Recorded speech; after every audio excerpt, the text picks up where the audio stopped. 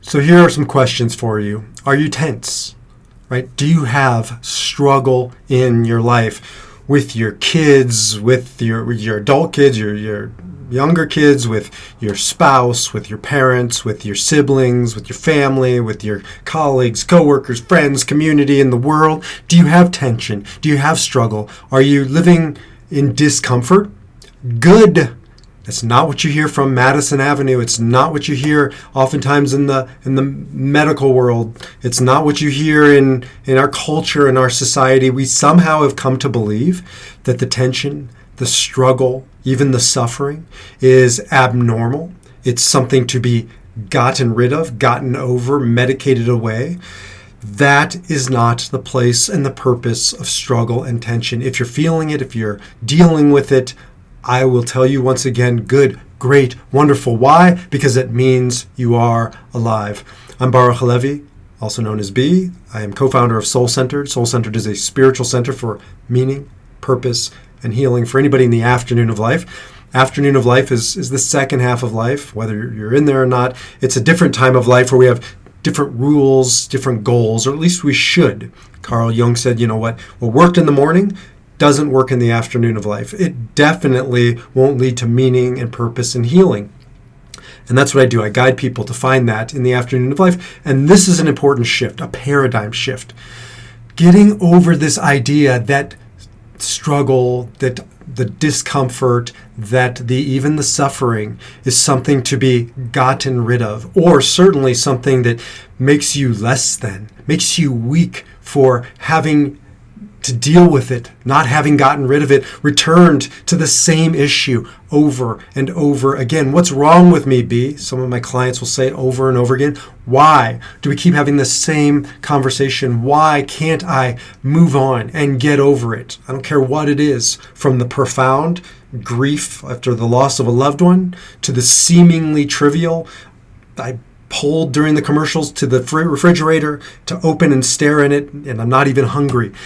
And that's not trivial. That's actually very deep and powerful, but everything in between, the struggle, the tension, even the suffering, is not a negative. It's a positive. Sort of like on the EKG, right? When you've seen it, the flat line, that's the negative. That means there's no tension. No tension in this world for you anymore. But as long as you're alive, it is bouncing up and down.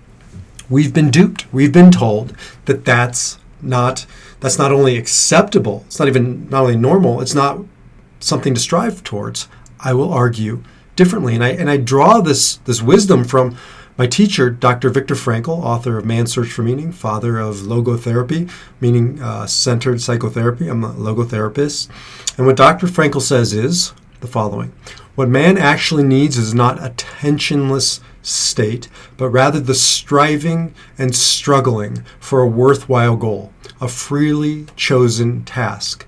What he needs is not the discharge of tension at any cost, but the call of a potential meaning waiting to be fulfilled by him. What does that mean? It means the point of life isn't to discharge the tension.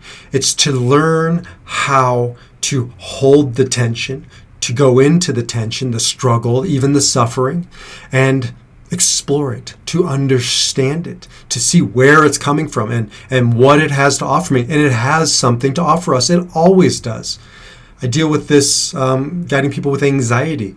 Anxiety has been labeled as bad, as wrong, as weak. People are afraid to even tell others that they're on anti-anxiety medication. Why? And by the way, take the medication. Medication is a gift from God, given to us through human capacity to create these wonderful medications, but it's not a panacea. It's not the answer. It's a means. It's not the end. So take it. The anxiety doesn't go away.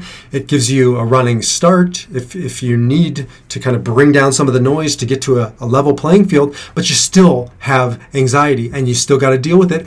And it's good. It has something to offer us. Everything that we're dealing with has something to offer us. Our job is to go into the tension, to hold it, right? To learn from it, to grow through it, to harness it.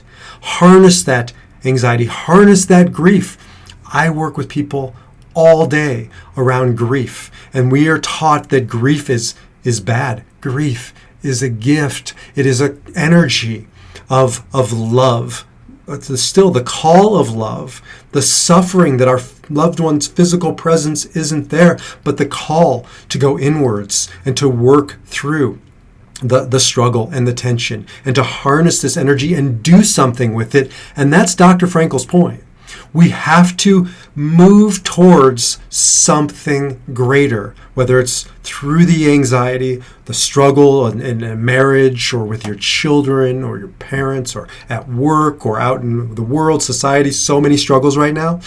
We have to embrace the struggle and not see it as a weakness or a flaw or something to be discarded or discharged.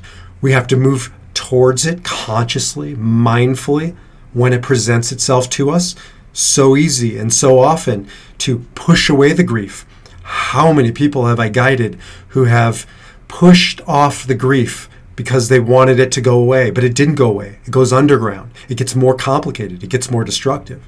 So a year later, 5 years later, 50 years later, working with somebody to finally embrace the struggle, the tension, the suffering that we call grief, to go into it and learn from it and harness it. That's why Ariel and I created Carry the Fire. It's a 28-day do-it-yourself grief retreat to walk you through with new ways of thinking about the struggle, new tools to harness the struggle, and as Dr. Frankl says, to move towards a worthwhile goal. I say this to people who are going through grief. One of the challenges in our society is that all we're taught is something, somebody, and something is lost, and it's true. If you've lost your loved one, you've lost them physically, but you haven't lost everything. In fact, there's much waiting to be discovered. You could say, I don't want that. I don't want it either. That's not the choice. The choice is either it's meaningless or it's meaningful. And if it's meaningful, then our task is to go into the struggle, which is where diamonds are formed. It's where ideas are born. It's where discoveries are made. Go into that struggle and ask, what is in here for me to discover? What can I take with me on my journey to make my life better, but at the very least, make my loved ones' lives better, the people around me better, in honor of that loss, of that death, of this grief. Think about all of the examples of this throughout history of people who have lost loved ones as one example, and those who have taken that grief and done something good, started a foundation, helped other people. Just comes to me the MAD, Mothers Against Drunk Drivers, began with a mother who lost her child to drunk drivers, created MAD, went out into the world. How many countless others lived because she went into the struggle and didn't discharge it, didn't deny it, didn't push it away, but faced it and harnessed it and learned from it and put that energy onto a worthy goal. Our job is not to live in this tensionless, comfortably numb, Pink Floyd state of mind. It ain't going to happen. Not until you're dead. If you are living, then you are living in tension. We're not weak or less than for not being able to walk this kind of middle ground, this blissful, unmoved state. That isn't the point of why we're here. That's not an authentic spiritual path. I practice meditation and mindfulness. I never, ever get to this place of constant steady. What I do is I find myself jumping, like the Buddhists call it monkey mind, jumping from branch to branch. I try and harness it. I slow it down. I look at when the tension and the struggle comes up. Why now am I jumping so much? Why am I suffering so much? And really kind of harness that energy and do something with it. But the energy doesn't go away. It just allows me to take it, to put it on to a worthy goal instead of bouncing all over in my head. Put it onto a worthy goal, but that brings with it tension. That goal, if you have a worthy goal, says Frankl, it's going to be by definition tense. The question isn't, do you have tension and struggle? It's what do you do with it? Is it happening to you, or are you doing something with it? Dr. Frankl's idea of either we're living in reaction, reacting to our circumstances, or we're taking back our power, our power to choose our response. You're not going to get rid of your anxiety. You might mitigate it and bring it down and harness it. You're not going to get rid of your struggle. You can, again, harness it. You're not going to get rid of your suffering, but you can harness it, and you can do something worthy and worthwhile with it. That is why we're here.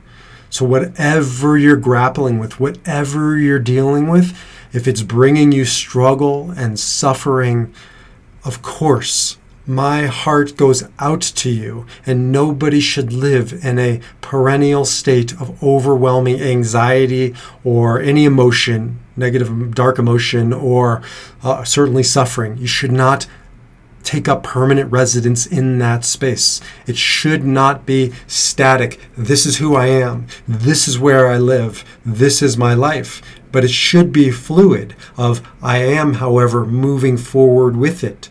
You don't get over your grief. You never get over your grief. You harness it. You carry it with you. You channel it into other worthy and worthwhile directions and pursuits and goals. The goal of life isn't to live in a tensionless state, says Dr. Frankl, but to redirect that energy by choosing to put it onto a worthy and worthwhile goal, and following that goal and living a life not that is tensionless and struggle-free and suffering-free, but that is worthy of that tension and the struggle and the suffering.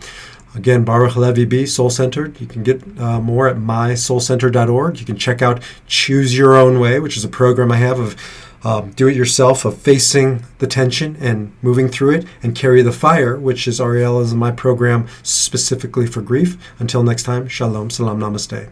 Peace.